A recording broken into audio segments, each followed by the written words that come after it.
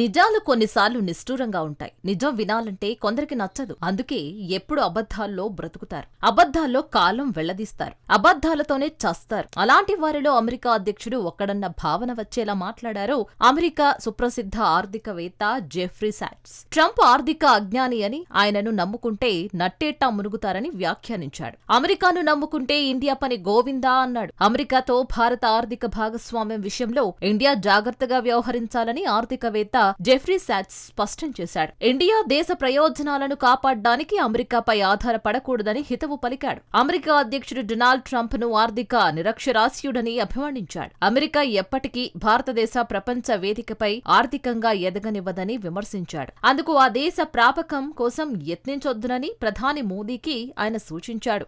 India సహజ స్వభావంగా అభివృద్ధి చెందుతుందని, ఇండియా తన దారిలో తాను నడవాలని, అనవసరంగా పులిని చూసి నక్క వాత పెట్టుకున్నట్లుగా ట్రంప్ ఉడత బెదిరింపులకు లొంగొద్దంటున్నాడు సాట్స్. అమెరికాలో ఏం జరుగుతుందో ముందే ఊహించగల మేధావి. త్వరలో ఇండియా వరల్డ్ సూపర్ పవర్ అవుతుందని కూడా ఆయన గతంలో చెప్పాడు. ట్రంప్ ప్రభుత్వం భారతదేశంపై 50% సుంకాలు, రష్యా చమురు దిగుమతులపై 25% అదనపు జరిమానా విధించిన తర్వాత ఆయన ఈ వ్యాఖ్యలు చేశాడు. అమెరికా ఇతర దేశాల పట్ల బాధ్యతాయుతంగా వ్యవహరించదని జెఫ్రీ సాట్స్ తెలిపాడు.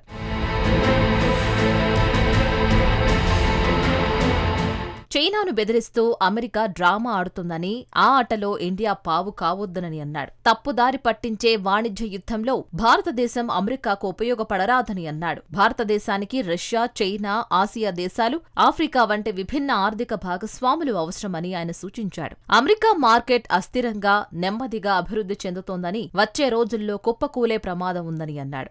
ఐఫోన్ తయారీని భారత్లో విస్తరించాలి అనే యాపిల్ సీఈఓ టిమ్ కుక్ ప్రణాళికలను కూడా ట్రంప్ అడ్డుకోవడానికి కారణం ఇండియా ఎదుగుదలేనని అన్నాడు. భారతదేశం చైనాకు ప్రత్యామ్నాయంగా మారుతుంది అనే భావన వాస్తవం. అమెరికా చైనాకు అనుమతించిన స్థాయిలో భారత్ నుంచి ఎగుమతులను అనుమతించదని ఆయన వ్యాఖ్యానించాడు. అంతేకాక రష్యన్ చమురు దిగుమతుల విషయంలో అమెరికాకు భారతదేశంపై ఆంక్షలు విధించే హక్కు లేదని, అంతర్జాతీయ చట్టం ప్రకారం ట్రంప్ చర్యలు చట్టవిరుద్ధమని అన్నాడు. ఈ నేపథ్యంలో భారత్, అమెరికా మధ్య కొనసాగుతున్న వాణిజ్య ఒప్పంద చర్చలు విజయవంతం అవుతాయా లేదా అన్నది స్పష్టత లేనప్పటికీ ఇండియా వాస్తవవాద దృక్పథాన్ని అవలంబిస్తోంది అన్న భావన ప్రపంచానికి కలిగించాలని అన్నాడు.